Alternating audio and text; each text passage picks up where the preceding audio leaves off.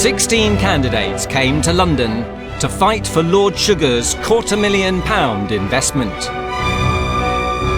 This is not about a job anymore. This is about me investing £250,000 and you are going to make me some money. Feel physically sick. Bloody hell. Start the car! Turned into teams, they faced 10 weeks of gruelling business challenges. I need you to stand up and show me what you lot are made of. This is a great opportunity for you. Each week, at least one was eliminated. This is my boardroom and this is my money. You're fired. You're fired. You are fired. After 10 weeks, only 5 remain. Adam Corbally. I'm the type of guy you could go into business with. Keep me in this process, I'll show you what I've got. That's the drive, boys. Tom Gearing. At least when I'm project manager, I'll make the decisions, I'll stick my decisions, and sometimes I go for a risky strategy. If you want to do 2 for 5, I'll go for it. We just get rid of them. Jade Nash. I have been a constant performer all the way through, and I've sold all the way through. Nick Holzer. We're sticking with the price we originally said, yeah. We had quite a few rifts in the group. I think I brought the team together. I think I did have a big contribution on that day. And Ricky Martin. We're selling crap and turning it into style. I'm not out here for friends, I'm out here to sign a contract with you. I'm such a great prospect. Jab, jab, foot across. Now we find out what drives them, what made them survivors, and their chances of winning Lord Sugar's backing for their business idea. This is a serious opportunity to get a £250,000 investment. To me, this is not a game.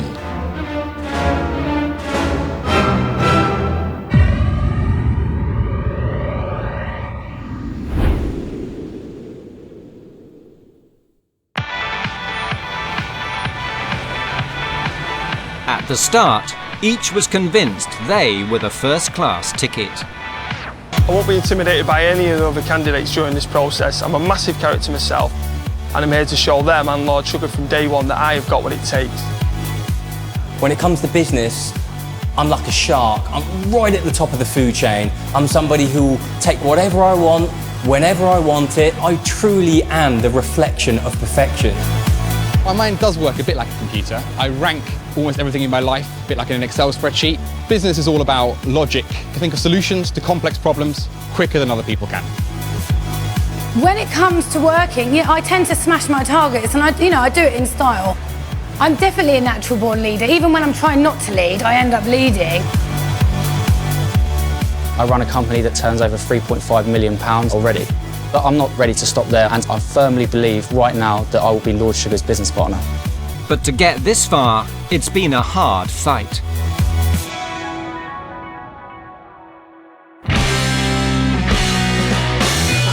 Tom Gearing. Number cruncher. Highest margin potential on any item is the hot water bottles. Cool strategist.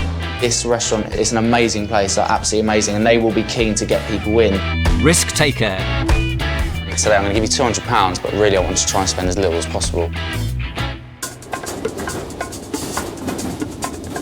The most financially successful survivor is the youngest, a 23-year-old maths mastermind. Tom is really intelligent. He is so good with figures. I thought I was quite good with figures, but he can just do it off the top of his head. He's a human calculator, any kind of maths, any kind of numbers, very good. He'll always get them spot on. For me, obviously my maths is a good way to showcase that I have, intelligence or something that I'm good at, so yeah, it's a party trick, I suppose. He's a numbers man. He absolutely gets the figures. He knows the margins, he understands the costings. I've worked out the costings on a 10% This is the most expensive of the 3? Yeah. And that makes him an absolutely vital part of any team. But when Tom's in charge, it's not just the numbers that add up. Tom absolutely understands the importance of strategy, and I find that really impressive about him. Running his team sourcing second-hand goods to resell in trendy East London, Tom was the man with a plan. Realistically, how many items are we going to sell on? Maybe 50 to 70 items would be a good target. And I said, I don't think we'll be able to sell more than £1,300 worth of stuff, £1,500 worth at a push. So I worked backwards from there. So I said, if we're only selling that much, we only want to be spending £200–300 because we want to be making £1,000 profit. Tom's sort of strategy or briefing to us really was to give us £200, tell us not to spend it. You know, over the course of a couple of days, I did find out that, you know, people weren't completely behind it in the way that I'd liked them to be. We're good negotiators and good salespeople, we're not miracle workers. But, you know, I ended up getting proved right, which is, you know, the most important thing at the end of the day. You give them free rein on how much you could spend? I gave them £200 to go out with initially. You didn't want them to get carried away, is that what you're saying? Yeah, and we also had the whole of day damage limitation or what? They could only blow 200 quid? He works out where he wants to get to and how he's going to do it, rather than rushing around in a mad spin like some sort of drunken sailor. Came in with £1,063 profit, playing 783, so that's very good, and looks like your stinginess paid off here. At the age of 10, Tom was introduced to the fine wine business by his dad. Our road trips to Burgundy used to start in the early hours of the morning. We'd head off in a van at 5 in the morning. It was a good thing, well, at least I went back to school and I was like, oh, you won't believe what I was doing last week. It's a nice thing to show off about. It launched a love affair with wine that's put Tom at the top of a London-based multi-million-pound business. What do I love about wine? I love all the aspects. I like the technical aspects of it. I like the romance about it. I love the fact that it brings people together. I love the fact that people are passionate about it. And do you know what? It's a global product. Like, everyone in the world loves wine. 3 years ago, aged just 20, Tom took over the family winebroking business. Yeah, it's good working with my dad.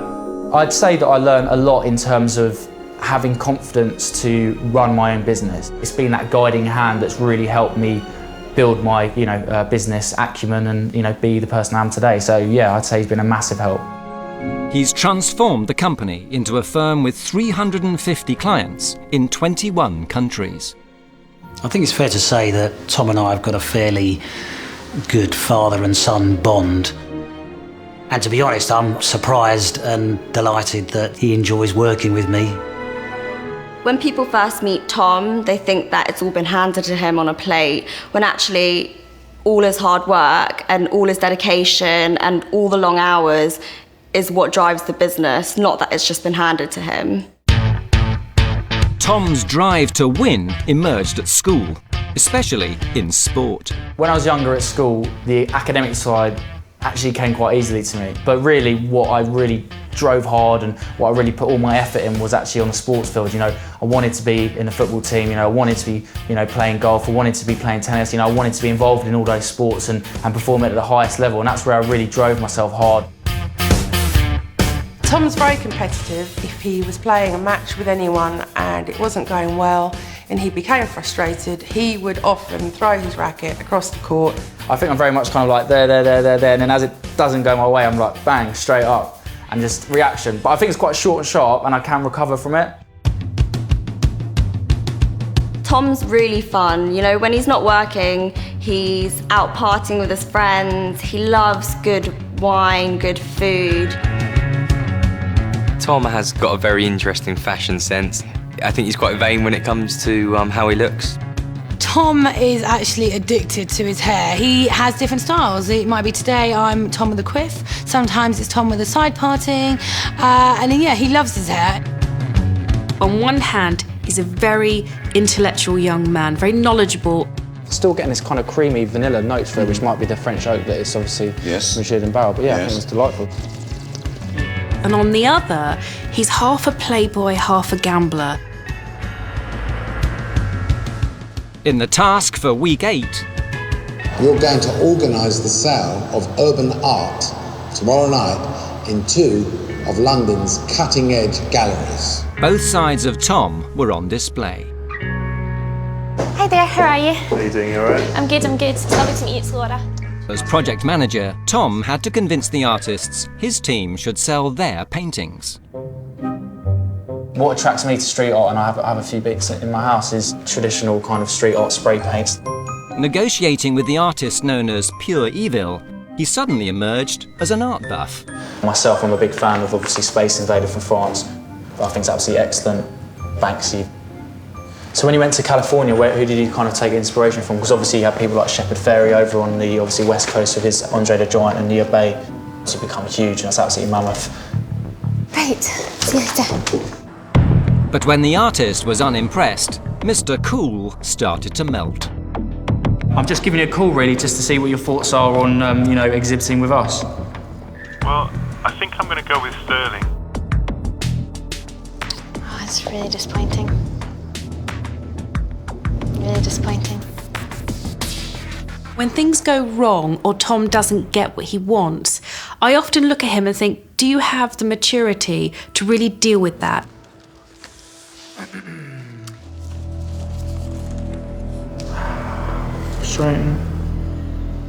I had a strategy and it didn't pay off because it kind of threw me into a bit of a spin, and I had about a 10-minute period where I thought the world was just caving in on me. If things don't go his way, he spits it on me. He can be a baby sometimes, and that's what lets him down. He shows his age sometimes in these tasks. Backed against the wall, Tom raised the stakes. The biggest gamble Tom has taken was in the art task. It's a no-win situation for us because we've lost pure evil, so I'm going to go for broke. I'm going to go for James Jessup. If we just sell one of his pieces, get the right sort of person down, right collector, we can win it. At £10,000, the sale of just one Jessup would give Tom victory. I'm 100% a risk taker. I think I've always been like that. I do like to gamble here and again, and I think that, you know, you've got to do that. Well, yeah, as soon as I walked in, that was the one that caught my eye, with the green monster. I mean, the prices at the moment, obviously headline prices, but obviously there's room for negotiation if you took more than one piece. It didn't pay off, but I think Alan was impressed that this young man could take that bigger risk. Nice to meet you, Tom. Cheers, Tom. Okay, nice. You took a gamble. I did, yeah. I've done things like that before. There's nothing wrong with that, because if they work, you know, then you're home and dry. Yeah. If you take a risk and it goes wrong, you've got to be accountable for it, take responsibility for it. And I have done that. I think in every time I've been project manager, I've taken risky strategy, I've taken big decisions. He's great at strategy, fantastic at figures, and he's very knowledgeable. And therefore the other candidates, I think they like him, I think they admire him, and I think secretly they really think he's the one to beat. Oh my God, I love it. Jade Nash. Creative. Our brand is utterly delicious. Yeah. They're meatballs. Nice to see you again. Passionate. This is actually the best sub-team I've been in. Persuasive. I hope you enjoy that, Rory. Age 29, Business Development Manager Jade has revealed hidden talents. Jade's creativity puts her right at the centre of product development, and it doesn't actually matter whether it's clothing or whether it's a promotional video. We're going to do the introduction with you. Yeah. And that's fine, that's on his own, but with these guys behind him. And everyone quiet, go. She adds something to everything in terms of creativity. We're thinking in front of that to have possibly some kind of ribbon. So on here we need to have ESW. In task one, it was a strange situation. It was full of, you know, loads of loud women. You are wasting time. I know how to do this. You should go. You're wasting time. So just go. That's not the point. And I really shone because I did that little design that went on all the bibs and the T-shirts, and everyone loved them. What, is it your own graphics? Design, that, is yeah. it? We didn't want That's to go. very good. It's very good. In week 5, each team had to invent a keep fit regime and pitch it to health clubs. And where's the money? Well, I'll tell you where the money is. You are going to go and try and license your new fitness trend to some of the country's leading health club chains. Jade's skill as video director turned kitsch into cash. Jade was put in charge of creating the fitness video. It wasn't easy. I was involved in the directing for the Groove Train, so it was great fun, and technically at the end it looked great, so I was really proud of that. The end result was incredibly impressive, and it won them the task. Team Phoenix, you seem to have pulled it off.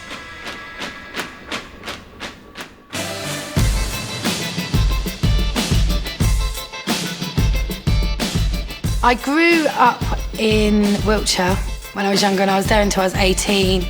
And we had a great life, to be honest. Growing up on her dad's caravan site, Jade quickly learned how to mix with people. I was always the child at school that was taller than everyone, really loud, and I think I probably scared people because I was so confident. I've been like this since I was about 6 years old.